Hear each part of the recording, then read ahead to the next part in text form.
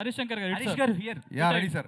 Hi. Cutest cuter than cute word sir అది. మర్చిపోయా. So my question is మిమ్మల్ని మొన్న చాలా మంది ఇమిటేట్ చేశారు. అవును. ఒక వీడియో చూసాం మీ టీం. అందులో మీకు బాగా నచ్చిన పర్సన్ ఎవరు, బాగా ఇమిటేట్ చేసిన పర్సన్ ఎవరు? ఇప్పుడు వాళ్ళందరూ యాక్టర్స్ అంత చాలా మంచి యాక్టర్స్, ఒక్కొక్కరికి ఒక స్టైల్ ఉంటుంది. వాళ్ళతో ఫర్దర్గా నేను పని చేయాలి, నేను ఇమిటేట్ చేయమంటే చేశారు. ఒకళ్ళ పేరు చెప్తే మిగతా వాళ్ళు హట్ అయిపోతారు. అందరూ బాగా చేశారు. అండ్ వన్ మోర్ క్వశ్చన్, మీరు ఒక ఇంటర్వ్యూలో క్రిస్టోఫర్ నోలాన్ గారితో పోల్చారు పూరి ఎవరిని? జగన్నాథ్ గారిని. లేదు అలా పోల్చాలి. ఆ ఇంటర్వ్యూ కరెక్ట్గా చూడండి. ఆ సందర్భం వేరు, ఈ సందర్భం వేరు. సో అంటే ఎవరికి వాళ్ళే గ్రేట్ అండి, అలా ఎప్పుడు నేను కంపేర్ చేయలేదు. లేదు లేదు, మీ సినిమాతో పాటు డబుల్ స్మార్ట్ కూడా వస్తుంది. అవును అవును ఇది ఎంత మంచిగా అనిపించిందో ట్రైలర్, అది కూడా అలానే ఉంది. అవును. నేను ట్వీట్ చేశా, డబుల్ స్మార్ట్ ట్రైలర్ నాకు బాగా నచ్చింది. నేను ట్వీట్ చేశా. రామ్ ఎనర్జీ, పూరి గారి స్ట్రీక్ అందులో ఉంది. ఆగస్ట్ 15th మా సినిమాతో పాటు డబుల్ స్మార్ట్ కూడా వస్తుంది. 2 సినిమాల్ని బ్లాక్ బస్టర్ చేయాలి తమ్ముళ్ళు ఈసారి. హరిశంకర్ గారు ఇక్కడ వన్ మోర్ క్వశ్చన్. హరిశంకర్ గారు వన్ మోర్ క్వశ్చన్. ఉండదు. హరిశంకర్ గారు యా యా యా, అడగండి సార్. ట్రైలర్ లో ఒక డైలాగ్ ఉంది కదండి, చాలా మంది సమస్యలు కాదు భయపడేది, పుకార్లకు రూమర్లకు అని. కానీ అవునండి. మీరు పుకార్లకు రూమర్లకు భయపడే వ్యక్తి కాదు కదా, అలాంటి డైలాగ్ ఎందుకు పెట్టాల్సి వచ్చింది? భయపడలేదు కాబట్టి పెట్టా. అంటే మీరు భయపడరు కదా, మరి ఎందుకు పెట్టాల్సి వచ్చిందని? భయపడింది కాబట్టే పెట్టా. భయపడేవాడైతే పెట్టాడు కదా. మా మోడర్న్ మంచి రాఘవేంద్ర క్వశ్చన్, థ్యాంక్ యూ. మా modern Raghavendra okay hi.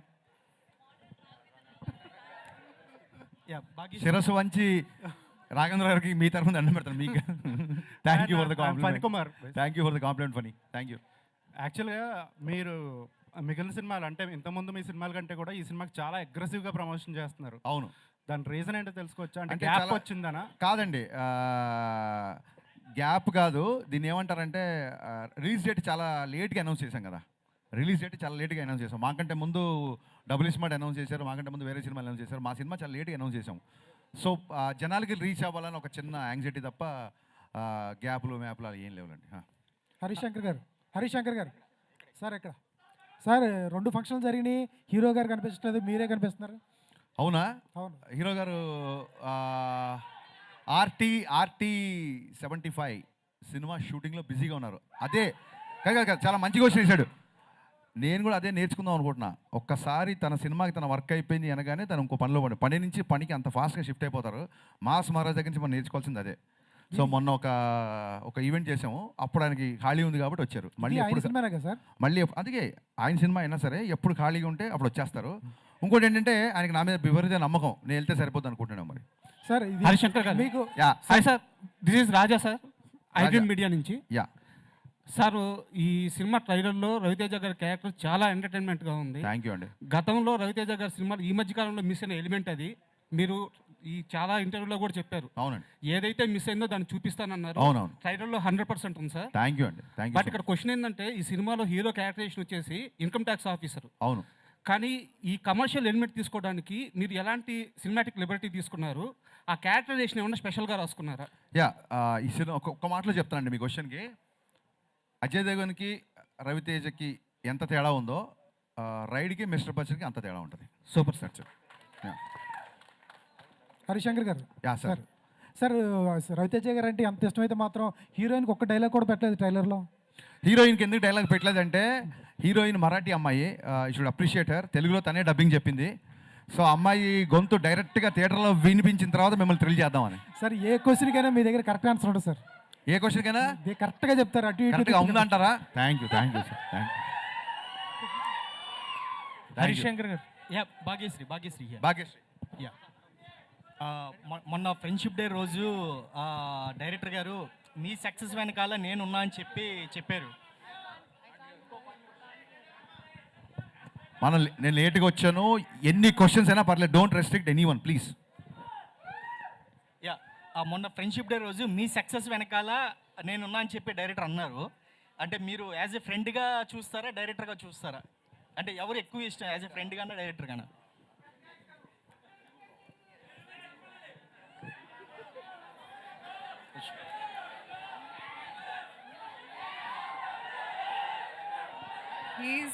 He's my director who's turned into a friend.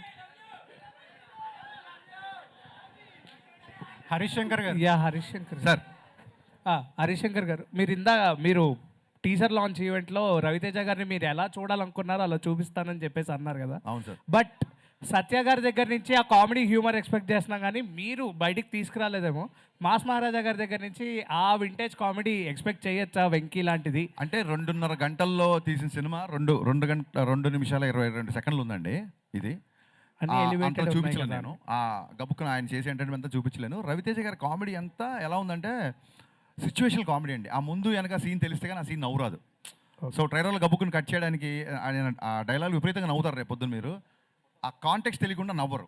అందుకే ఆయన హీరోయిజం ఎక్కువ చూపించి అలా చూపించాం అన్నమాట. అండ్ ఇంకోటి మాస్ మహారాజా గారు అంటేనే మాకు తెలిసింది ఒక self made hero and attitude అనే ఒక డైలాగ్. అండ్ ప్రీవియస్లో కూడా ధమాకాలో ఈ టైప్ ఆఫ్ అంటే ఆయన ఎలివేట్ అంటే ఒక సెల్ఫ్ మేడ్ డైలాగ్స్ ఉంటాయి. బట్ ఆయన చూస్తేనే ఒపీనియన్ వస్తుంది కదా, ఆ డైలాగ్ అవసరం అంటారా అని. ఆయన చూసినప్పుడు నాకు ఏది గుర్తొచ్చిందో అది రాశాను. Okay, thank you. Yeah. Harish Shankar గారు ఇక్కడ కానీ ఇంకోటి ఏంటంటే అండి, ఇప్పుడు ట్రయల్ అవ్వచ్చు, లేకపోతే మొన్న తీసిన టీజర్ అవ్వచ్చు, రేపు తీసిన చాలా సీన్లు అవ్వచ్చు. అప్పుడు కూడా మీకు చాలా అనిపిస్తుంది అసలు ఈ పాట అవసరమా, ఇక్కడ ఇది అనిపిస్తుంది అని మీకు చాలా అనిపిస్తుండొచ్చు. We have a difference of opinion on the film. కానీ డైరెక్టర్ నేను కదా, నాకు ఏది అవసరం అనిపించింది అదే పెడతాను సినిమాలో. Thank you. హరీష్ శంకర్ హరీష్ శంకర్ గారు సార్ ఇక్కడ సినిమాలో టీజర్లో డైలాగ్స్ కానీ ట్రైలర్లో డైలాగ్స్ కానీ కొన్ని గుచ్చుకునేలా ఉన్నాయి చాలామందికి. ఇవి ఆర్గానిక్గా రాశారా, లేకపోతే ఫ్లోలో రాసుకెళ్ళారా, లేకపోతే తగలాలనే రాశారా? ఒక డైలాగు గుచ్చుకోకపోతే ఇంకా దాని డైలాగ్ వాల్యూ ఏముంటుందండి? నేను చాలా కాంప్లిమెంట్గా తీసుకున్నా. ఒక అమ్మాయిని చూడగానే అమ్మాయి చూపులు గుచ్చుకుని అంటారు కదా, so it will make you feel happy కదా. Thank you. అరే హరీష్ శంకర్ గారు, హరీష్ శంకర్ గారు అక్కడ అమ్మాయికి మైక్ ఇచ్చారు, దాని తర్వాత మీరు అడగండి. చెప్పండి మ్యామ్. హాయ్ హరీష్ గారు, దిస్ ఈజ్ రాణి.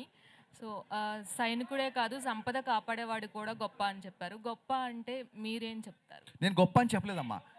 సైనికుడు, సరిహద్దు కాపాడిన వాడిని మనం సైనికుడు అంటాం. సంపద కాపాడు కూడా సైనికుడు అని చెప్పాం. సైనికుడు అంటే ప్రొటెక్టర్, కొంచెం ఫైట్ చేసేవాడు, అంతే. గొప్ప అని చెప్పలేదమ్మా. ఇంకోసారి చూడండి ప్లీజ్, ట్రైలర్ ఇంకో వ్యూ పెరుగుతుంది. హరీష్ శంకర్ గారు, ఒక సినిమాలో ఎంత గొప్ప కామెడీ ఉన్నా, ఎంత గొప్ప డ్యాన్సులు, ఇవంతా రవితేజ గారు అంటేనే ఎనర్జీ అదంతా ఉంటుంది ఖచ్చితంగా, మీరు ఇద్దరు కాంబినేషన్ అంటే. బట్ కాకపోతే ఏంటంటే ఫైనల్గా ఆడియన్స్ బయటికి వెళ్ళేటప్పుడు వాళ్ళకి క్యారీ అయ్యేది ఒక ఎమోషన్ అనేది క్యారీ అవుతుంది కదా. సో మరి ఈ సినిమాలో ఎమోషనల్ అనే పాయింట్ని ఎలా క్యారీ చేశారు, అది ఏంటనుకోవచ్చు? మీరు అడిగిన క్వశ్చన్ ఏంటంటే సినిమా చూసిన తర్వాత ఆడియన్ ఏ ఎమోషన్తో బయటికి వస్తాడు అనేది. అది సినిమా చూసిన తర్వాత వాళ్ళని అడగాలి. కరెక్ట్గా చెప్పారు.